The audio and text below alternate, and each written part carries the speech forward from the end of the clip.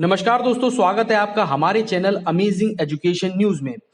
दोस्तों, आज 29 अगस्त 2021 आज अनुदेशकों के महासम्मेलन का आयोजन करवाया गया। इस आयोजन को विक्रम सिंह जी के द्वारा करवाया गया था और मुख्य अतिथि के रूप में राधा मोहन दास अग्रवाल जी आए। इस आयोजन को करवाने का मुख्य उद्देश्य अनुदेशकों की समस्याओं का समाधान निकालना था। अनुदेशकों की समस्याएं जो साल 2013 में उनकी नौकरी करने के साथ ही शुरू हो गई थी, क्योंकि ये नौकरी एक अल्प मानदेय यानी कि 7,000 रुपए पर शुरू की गई थी और आज साल 2021 आने पर भी उनका मानदेय मात्र 7,000 रुपए ही है, यानी कि समस्याएं जस की तस बनी हुई हैं। इस आयोजन का मुख्य उद्देश्य यानी कि मुख्य मांग अनुदेशकों का नियमितीकरण करना है, क्योंकि नियमितीकरण ही एक ऐसा रास्ता है जिसके द्वारा अनुदेशकों की समस्त समस्याओं का अंत किया जा सकता है। और यही मांग को लेते हुए आज इस आयोजन की शुरुआत की गई। इस कार्यक्रम में अनुदेशकों की संख्या काफी अच्छी रही। हमारे मुख्य अतिथि के रूप में राधा मोहन दास अग्रवाल जी आए और उन्होंने अनुदेशकों को संबोधित भी किया। उन्होंने अपने इस भाषण में अनुदेशकों की समस्याओं के बारे में बताया, जैसे कि अनुदेशक अल्प मानदेय में अपना जीवन यापन कर रहे हैं। 50, 60, 70 किलोमीटर दूर इस अल्प मानदेय में ही उनका रोज विद्यालय आना जाना होता है।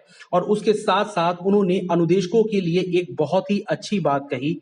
उन्होंने कहा कि अनुदेशकों के द्वारा ही सरकारी विद्यालयों की स्थिति में सुधार लाया गया है, यानी कि अब सरकारी विद्यालयों में पढ़ाई की स्थिति का ग्राफ जो है वो अनुदेशकों के द्वारा बढ़ाया गया है। इन्होंने इस भाषण में अनुदेशकों को यह भी विश्वास दिलाया कि बहुत जल्द ही अनुदेशकों की समस्याओं का अंत करवाने के लिए वो आगे तक अनुदेशकों की बात को लेकर भी जाएंगे। आइए हम इस वीडियो क्लिप पर नजर डाल लेते हैं।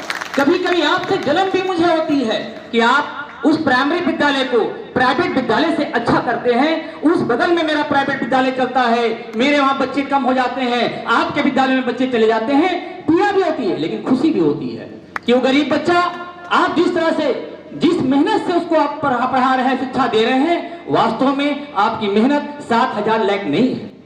इस महंगाई में मैं तो आपने इस वीडियो में देखा होगा कि किस तरीके से मुख्य अतिथि के रूप में आए राधा मोहन दास अग्रवाल जी ने अनुदेशकों को संबोधित करते हुए कहा कि किस तरीके से सरकारी विद्यालयों की स्थिति अनुदेशकों के आने के बाद से काफी बदल गई है।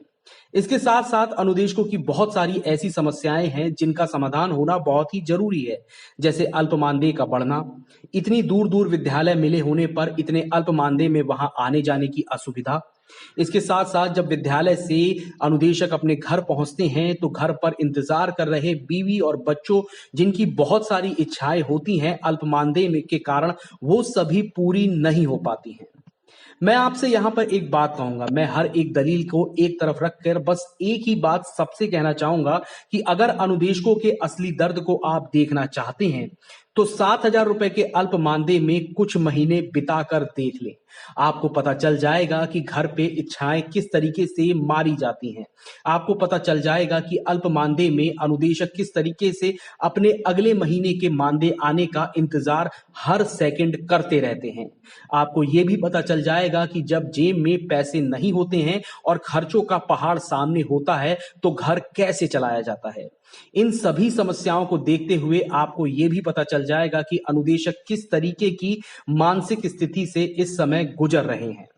फिलहाल आज 29 अगस्त का ये कार्यक्रम अनुदेशकों के लिए काफी जरूरी था, क्योंकि अनुदेशकों के द्वारा किया गया ये कार्यक्रम अनुदेशकों की सिर्फ एक मांग को लेकर था और वो था नियमितीकरण की मांग, यानी कि अनुदेशकों का नियमितीकरण जल्द से जल्द करना चाहिए ताकि अनुदेशकों की समस्याओं का समाधान भी निकाला जा सके। आज के इस कार्यक्रम में अनुदेशकों की संख्या भी अच्छी रही। अनुदेशकों के द्वारा इसमें पार्टिसिपेट भी बहुत अच्छी तरीके से किया गया, यानी कि अनुदेशकों की एकता एक बार फिर से देखने को इस कार्यक्रम में मिली। और साथ ही साथ सभी अनुदेशकों के द्वारा राधा मोहन दास जी का धन्यवाद भी किया गया कि उन्होंने अनुदेशकों की समस्याओं को सबके सामने रखा है और इस कार्यक्रम में आके अनुदेशकों के मनोबल को भी बढ़ाया है। इस कार्यक्रम की कुछ वीडियो क्लिप्स हम आपको अभी दिखाएंगे। अगर आपको ये वीडियो अच्छी लगी हो तो प्लीज आप इस वीडियो को लाइक शेयर जरूर करें और एंड तक जरूर देखें। साथ ही साथ अगर आप हमारे चैनल पे नए हैं तो प्लीज चैनल को सब्सक्राइब करके बेल आइकन जरूर दबा लें। धन्यवाद। कार्यक्रम के आयोजक, संचालक, संयोजक, सब कुछ हमारे अनन्य सहयोगी और अनुदेशक संघ के प्रदेश अध्यक्ष भाई विक्रम सिंह जी, मंच पर उपस्थित विभिन्न पदाधिकारीगण और प्रदेश के विभिन्न जनपदों से उपस्थित विभिन्न स्तर के अनुदेशक संघ के कार्यकर्ता और पदाधिकारी बंधुओं,